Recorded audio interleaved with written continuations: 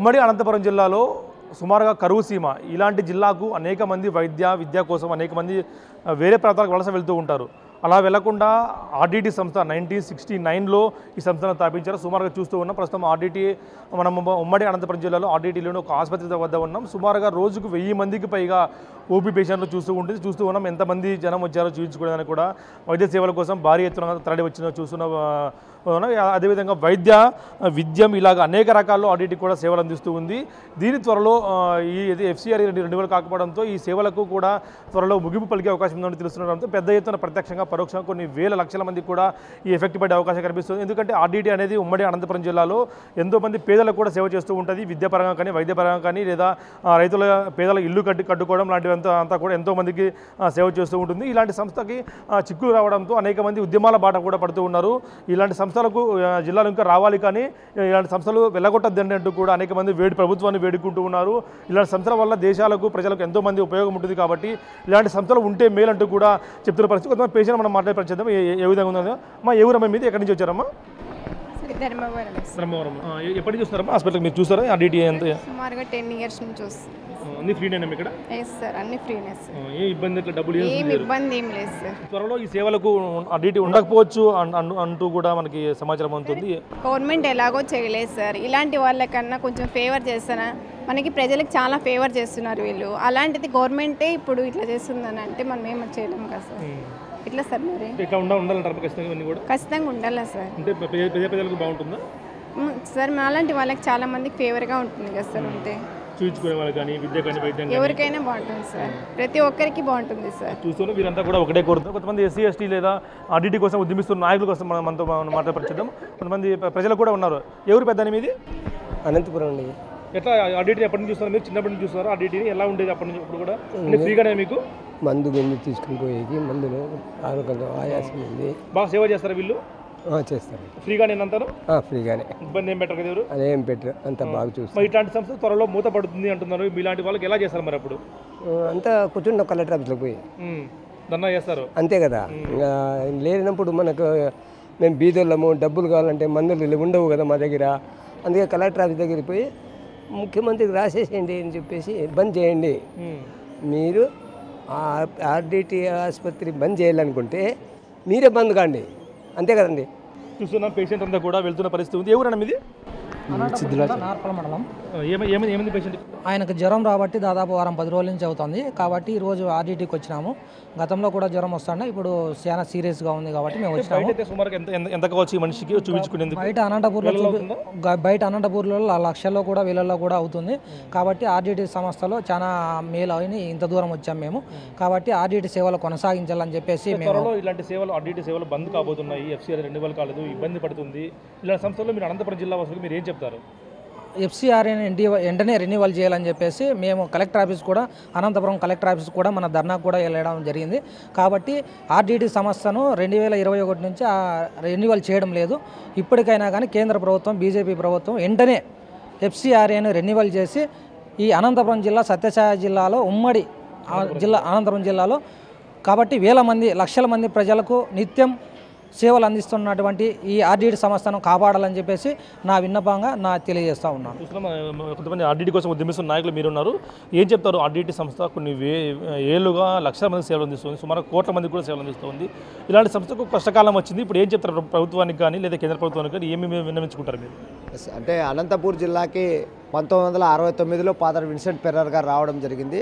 మరి అప్పటి నుంచి ఇప్పటి వరకు 56 సంవత్సరాలుగా ఈ ఉమ్మడి జిల్లాలోని కుల మతాలకు అతీతంగా పేద ప్రజలకు అన్ని రకాల సేవలు చేయడమే లక్ష్యంగా ఆర్డిటి పనిచేస్తుంది. మరి అటువంటి ఆర్డిటికి ఈరోజు విదేశాల నుంచి వచ్చే నిధుల్ని కేంద్రంలో బీజేపీ ప్రభుత్వం అడ్డుకోవడం అనేది చాలా అన్యాయం, బాధాకరమైనటువంటి అంశం. మరి నిజంగానే ఆ విదేశీ నిధులు రాకోకుండా అడ్డుకునే ఆర్డిటి పూర్తిగా మూతపడితే మాత్రం ఈ అనంతపూర్ ఉమ్మడి జిల్లాలో ఉన్నటువంటి కనేకల్లు, కళ్యాణదుర్గం, బత్తలపల్లి హాస్పిటల్లో దాదాపు 500 బెడ్లు కలిగినటువంటి హాస్పిటల్ పూర్తిగా మూతపడతాయి. వేలాది మంది రోజువారీ ఓపీలే వస్తున్నారు. మరి అటువంటి వారికి కూడా వైద్య సేవలు అందకపోతే వాళ్ళు ఎక్కడ ఆరోగ్యాలు చూయించుకుంటారు? బయట సుమారు చూస్తున్నాం, ప్రైవేట్ హాస్పిటల్, కార్పొరేట్ హాస్పిటల్ దోచుకు తింటూ ఉంటారు. వారంతా కూడా లక్షల్లో ఫీ వసూలు చేస్తుంటారు. కానీ ఇక్కడ ఫ్రీ.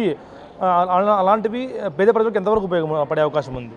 ఇప్పుడు కొంతమంది ఇక్కడ వచ్చినటువంటి పేద ప్రజలు ఆరోగ్యాన్ని చూయించుకోవడానికి వచ్చిన వాళ్ళతో కూడా మీరు అడిగి తెలుసుకున్నారు. ఇంకా కూడా తెలుసుకుంటే ఒకటే చెప్తారు, ఇది పూర్తిగా ఉచితంగా ఫాదర్ విన్సెంట్ పెర్రర్ గారు చేసినటువంటి సేవల్లో భాగంగా అన్ని రకాల వైద్య సేవలు ఇక్కడ అందిస్తున్నారు. ముఖ్యంగా గర్భిణీలకు కానీ లేకుంటే చిన్నపిల్లలకి మరియు వయసు మీద పడిన ముసలి వాళ్లకు ఈ 3 రకాల పేద ప్రజలకు మంచి నాణ్యతతో కూడుకున్నటువంటి వైద్య సేవలు అందించడం జరుగుతుంది. మరి ఇదే వైద్య సేవలు అనంతపురం కానీ ధర్మవరం కానీ లేకుంటే తాడిపత్రి గుంతకల్ లాంటి పట్టణ నగర ప్రాంతాల్లో ప్రైవేట్ ఆసుపత్రుల్లో చూయించుకోవాలంటే అక్కడ వేల నుంచి లక్షల రూపాయలు దోచుకునే పరిస్థితి ఉంది. మరి ప్రైవేట్ ఆసుపత్రుల్లో ఇప్పటికే వైద్య సేవల పేరుతో కేవలం ధనార్జనే ధ్యేయంగా పేద ప్రజలతో డబ్బులు గుంజుకుంటున్నారు తప్ప ఎక్కడా మంచి వైద్యం అందించడం లేదనేది కూడా మనకందరికీ తెలిసిన విషయమే. మరి అట్లాంటప్పుడు ఆర్డిటి ఏర్పరిచినటువంటి కనేకల్లు, కళ్యాణదుర్గం, బత్తలపల్లి హాస్పిటల్లోని సేవలు యథావిధిగా కొనసాగించాలి. మరి విదేశాల నిధులు రాకపోతే ఆసుపత్రులు ఏ రకంగా నడుపుతామో మూత వేసే పరిస్థితి ఉంది అని చెప్పేసి సంస్థ వాళ్ళు ఇప్పటికే కొన్ని సందర్భాల్లో తెలియజేశారు. మరి గౌరవ ముఖ్యమంత్రి చంద్రబాబు నాయుడు గారు, ఉప ముఖ్యమంత్రి పవన్ కళ్యాణ్ గారు ఈ విదేశీ నిధులు రాకోకుండా ఆపితే మాత్రం ఈ ప్రభుత్వం నుంచే 1,000 కోట్ల రూపాయలు ఈ ఆర్డిటి ఆసుపత్రులకి నడుపుకోవడానికి నిధులు వెంటనే కేటాయించాలని చెప్పేసి మేము ఆర్డిటి పరిరక్షణ కమిటీగా తెలియజేస్తున్నాం. ఒకవేళ అవి ఎటువంటి నిధులైనా కానీ స్పెషల్ ప్యాకేజీ కింద పేద ప్రజలు అత్యధికంగా ఈ ఆర్డిటి ఆసుపత్రుల మీదే ఆధారపడి నమ్మకంతో వైద్య సేవలు పొందుతున్నారు కాబట్టి వాళ్ళని ఆదుకోవడానికి ప్రభుత్వం తప్పకుండా ఈ అసెంబ్లీ సమావేశాల్లోనే 1,000 కోట్ల రూపాయలు ఈ ఆర్డిటికి కేటాయించితే తప్ప ఈ ఆర్డిటి ఆసుపత్రులు నడిచే పరిస్థితి లేదు. లేదంటే మాత్రం ఒకవేళ ఆర్డిటి ఆసుపత్రులు మూతపడితే చాలామంది పేద ప్రజలు ప్రాణాలు గాల్లో కలిసిపోతాయి. మరి వాళ్ళు రకరకాల ఇబ్బందులకు గురవుతారు. ఈ గోడు ఉసురు అంతా ఊరికే పోదు, ఖచ్చితంగా బలవంతులకి, ధనవంతులకి, రాజకీయ నాయకులకి తగులుతుంది. అప్పుడైనా వీళ్ళలో చలనం వస్తుందా అని ఆలోచన చేస్తున్నాము. ఇప్పటికే ఆర్డిటి పరిరక్షణ కమిటీ పేరుతో ఆర్డిటిని కాపాడుకోవడానికి పెద్ద ఎత్తున ఉమ్మడి జిల్లా వ్యాప్తంగా అనేక విధాలుగా రూపాలలో కూడా పోరాటాలు చేశాం. మరిన్ని పోరాటాలు ఈ పేద ప్రజలందరినీ కలుపుకొని ఉద్యమించి కేంద్రము రాష్ట్రము ఈ ప్రభుత్వాలకు కనువిప్పు కలిగే విధంగా ఉద్యమాలు చేసి ఎఫ్సిఆర్ఏ రెన్యువల్ సాధించి తీరుతామని చెప్పేసి తెలియజేస్తున్నాం. మీరు ఏ ఊరు, ఎక్కడి నుంచి వచ్చారు, దేనికోసం వచ్చారు? నా పేరు రమేష్ అండి. మాది కదిరి తాలూకా ఎన్పి కుంట మండలము. మా అక్కకి హెల్త్ బాగాలేకుంటే పిలుచుకొని వచ్చాను. మీకు ఏమైంది హెల్త్? ఆమెకి ఏదో కాళ్ళు నొప్పులుగా ఉంటే తీసుకొచ్చాను. బయటకు వెళ్తే కనీసం వేళల్లో అమౌంట్ అవుతుంది కదా, ఇప్పుడు ఇక్కడ ఫ్రీ. త్వరలో ఇది మూతపడే అవకాశం ఉంది. ఎఫ్సిఆర్ రెన్యువల్ కాలేదంటే బయట వార్తలు వస్తూ ఉంటాయి. ఏం చెప్తారు ప్రభుత్వాలకు కానీ, కేంద్ర ప్రభుత్వం, రాష్ట్ర ప్రభుత్వాలకు? బయట ప్రైవేట్ హాస్పిటల్లో చూసుకోవాలంటే నిజంగా దోచుకుంటున్నారండి డబ్బులు. ఎందుకంటే డాక్టర్ ఫీజే 300 నుంచి 500 దాకా తీసుకుంటున్నారు. అలాంటిది బతలపల్లి ఆర్డిటి హాస్పిటల్లో ఉచితంగా చూడడం అనేది నిజంగా చాలా గొప్ప విషయము. సో అదేవిధంగా రాష్ట్ర ప్రభుత్వం, కేంద్ర ప్రభుత్వం కొద్దిగా ఆలోచించి పేదల పక్షాన ఉన్నటువంటి ఆర్డిటిని ఆ ఎఫ్సిఆర్ఏ అనేటటువంటిది రెన్యువల్ చేసి అందరిని ఆదుకోవాల్సిందిగా ప్రభుత్వాన్ని విజ్ఞప్తి చేస్తున్నాం. చూస్తున్నాం వీరంతా కలిసి ఒకే మాట కోరుతున్నారు ప్రభుత్వాన్ని. ఏదైతే ఎఫ్సిఆర్ఏ రెన్యువల్ కాలేదో దాన్ని వెంటనే చేయాలి. ఎందుకంటే సుమారుగా ఉమ్మడి అనంతపురం జిల్లాలో కొన్ని లక్షల మంది ఈ ఆర్డిటి హాస్పిటల్పై ప్రత్యక్షంగా పరోక్షంగా ఆధారపడి ఉన్నారు. కాబట్టి అటువంటి వాళ్ళని, ఎందుకంటే ముఖ్యంగా ఏదైతే ప్రస్తుతం మనం ఉన్న ఆసుపత్రి ఏదైతే ఉందో ఇది సుమారు 300 పడకల ఆసుపత్రి.